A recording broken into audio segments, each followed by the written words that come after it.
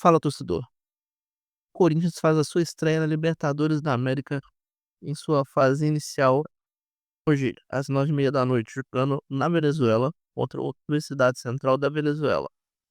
É um time considerado sem expressão e o Corinthians tem um excelente retrospecto contra times venezuelanos, né? Nunca sendo derrotado por nenhum time da Venezuela nas Libertadores.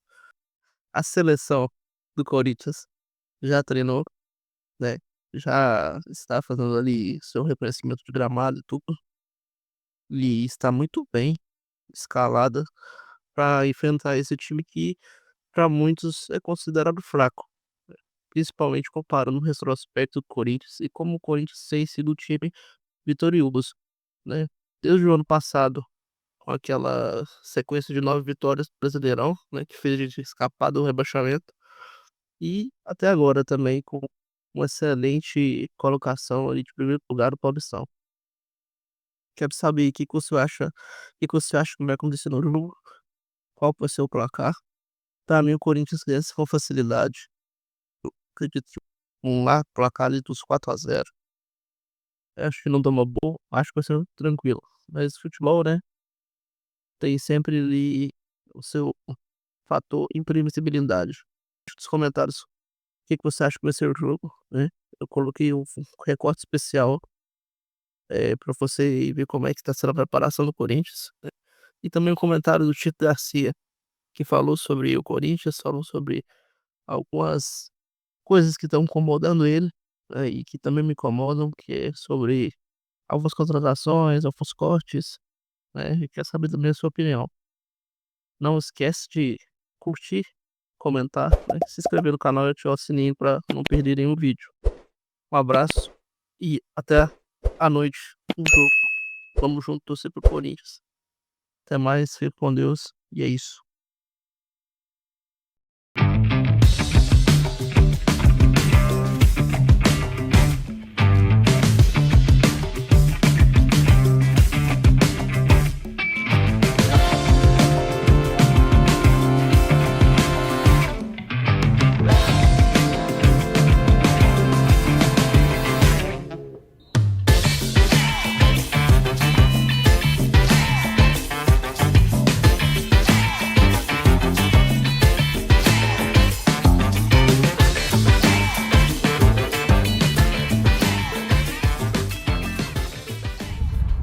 I'm looking forward to it. Very excited, of course. Last season we qualified for this, so now we're looking forward for the challenge. I heard a lot of big stories about it, so yeah, we are here in Venezuela, getting ready for it. Bueno, sí, tuve una Suramericana en el 2019 que participé, después ahí me fui a Estados Unidos después de 4 años. Volver al fútbol suramericano y poder debutar en una Libertadores y con un debut en mi país. Para mí es muy importante jugar la Libertadores y que de esta manera debutar en mi país.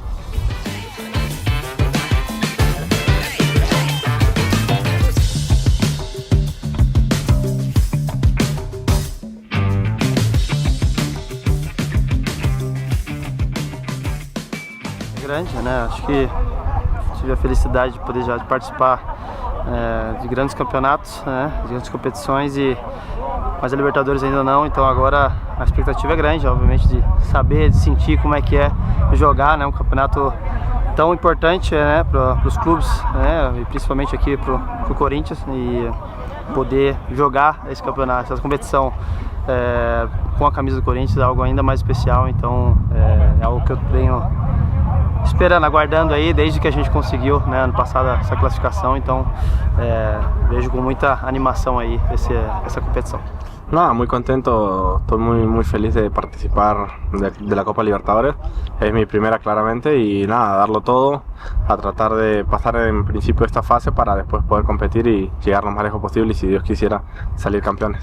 Você cresceu assistindo a Libertadores, né? É a realização de um sonho jogar essa competição? Sí, yo creo que todo jugador latino piensa en eso, ¿no? Levantar una Copa Libertadores, levantar un trofeo internacional, así que ese sería para mí y para mi país algo importante.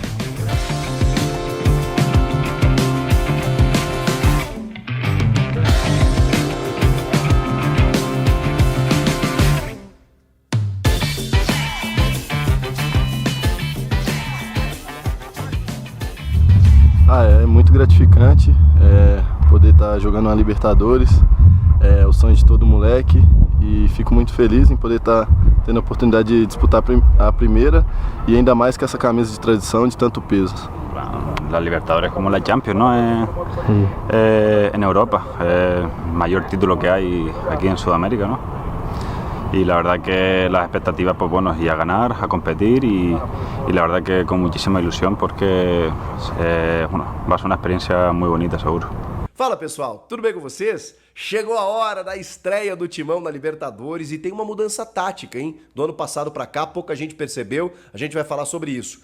Tem alguns cortes, um corte muito suspeito, inclusive, nos relacionados pra partida. A gente também vai falar a respeito. E um atacante que tá de saída, será? Em solo venezuelano, o Corinthians estreia nesta quarta-feira diante da Universidade Central, um estreante na Libertadores. Tem apenas uma vitória esse ano em 5 jogos disputados. O Corinthians já tem 10, para você ter uma ideia, né? Um time que jogou pouco, mas ao mesmo tempo sem um bom retrospecto, é o 6º colocado no campeonato venezuelano. Evidentemente, o jogo da vida, né, desses jogadores, desses atletas, mas o Corinthians não pode correr risco, tem que ir lá para fazer o resultado, se puder vencer o jogo melhor, para depois decidir na sua casa nessa primeira das 2 fases eliminatórias que o Corinthians tem antes da fase de grupos da Libertadores. Para a gente projetar essa escalação, eu primeiro preciso te dizer que 3 jogadores que vinham atuando, ou que poderiam atuar, foram cortados da lista de relacionados. Entre eles, Gustavo Henrique, lesionado, está se recuperando ainda de uma lesão na perna, então esse a gente já esperava. Diego Palacios foi cortado, segundo informações por opção técnica. E aí, gente, tá cada vez mais difícil de entender. O Corinthians está encaminhando a contratação do Fabrício Angileri.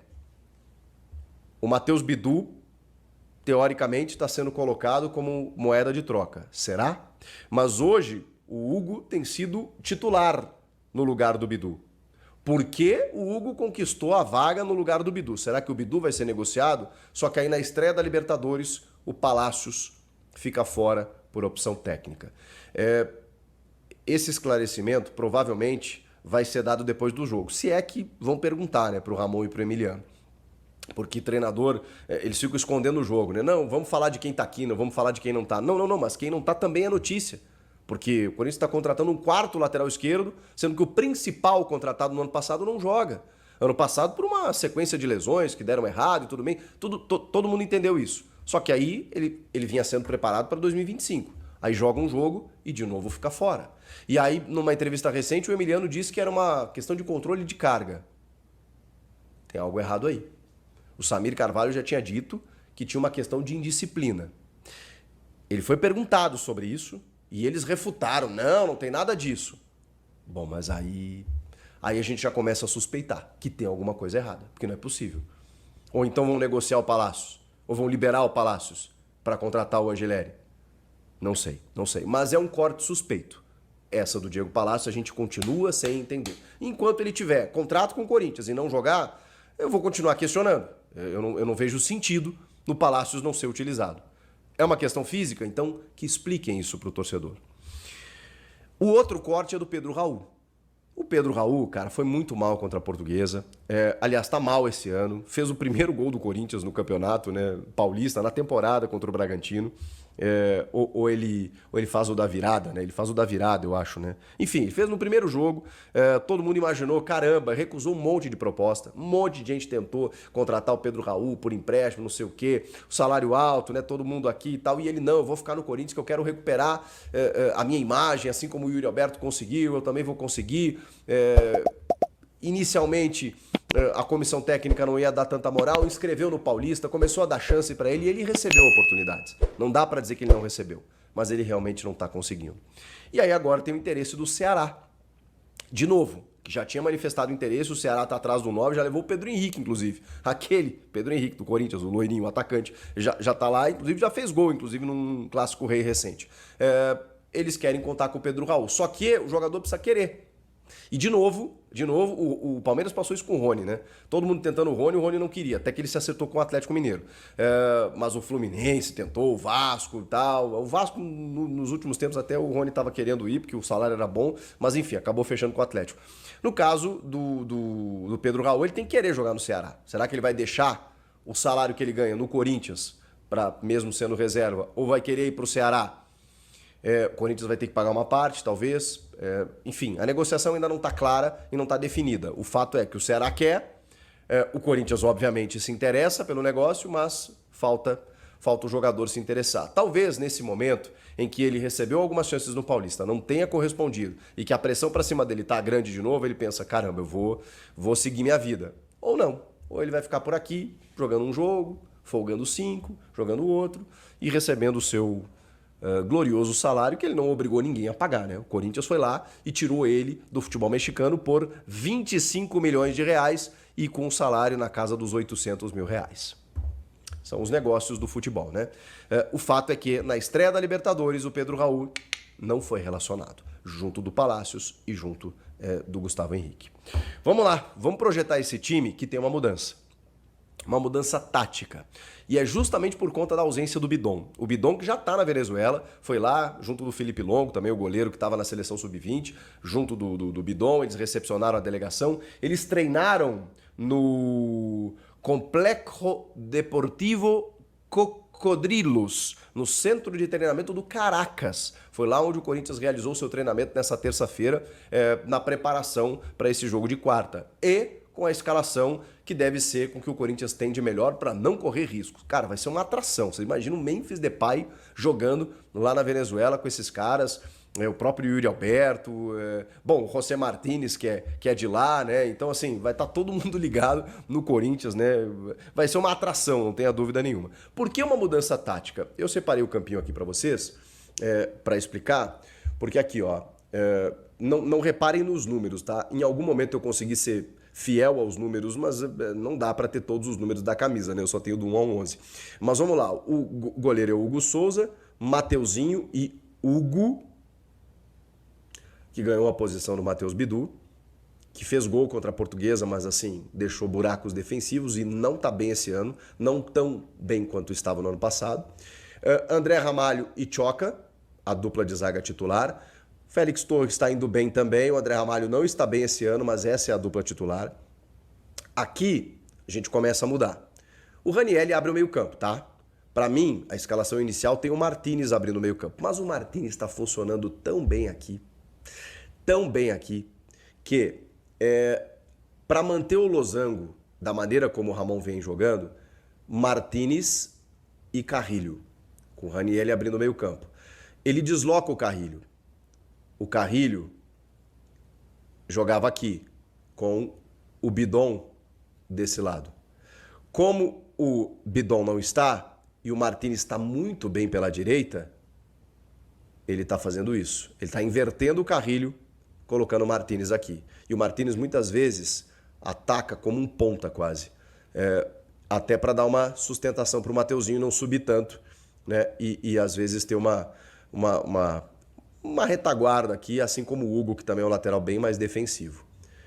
Laocho, Rodrigo Garro, o meia armador, o craque do time, na ponta desse losango. Com o Memphis agora o camisa 10 e Yuri Alberto. Esse é o time respeitando a característica de um modelo tático utilizado pelo Ramon no ano passado, porém com essa pequena alteração do Carrilho indo lá para o lado esquerdo e o Martínez aqui na direita. Muitas vezes eles se alternam, tá? Porque o Carrilho também funciona muito bem pelo lado direito. E o Martínez é um cara muito versátil. Então ele ataca como ponta, ele pode voltar pelo lado esquerdo para recompor, ele pode voltar para fazer a primeira função. Depois ele pode fazer uma troca, baixando o Martínez para cá, tirando o Ranieri e botando mais um jogador aqui, seja o Carrilho aqui e o Rian desse lado, ou o Alex Santana, que tem um poder de marcação e também chega bem à frente. Enfim, são as várias possibilidades que tem Ramon Dias com esse elenco do Corinthians, o time titular, e ainda tem Thales Magno voando para entrar no segundo tempo e resolver a parada. Tudo pronto para a estreia na Libertadores contra a Universidade Central. Vamos palpitar, eu e você aqui? Vai ser papo reto. 3-0 Corinthians. 3-0. Vai ser 3-0 pro Timão. E você? Comenta aqui, inscreva-se no canal e eu volto na próxima, aliás, depois do jogo, com live aqui no canal, esperando você.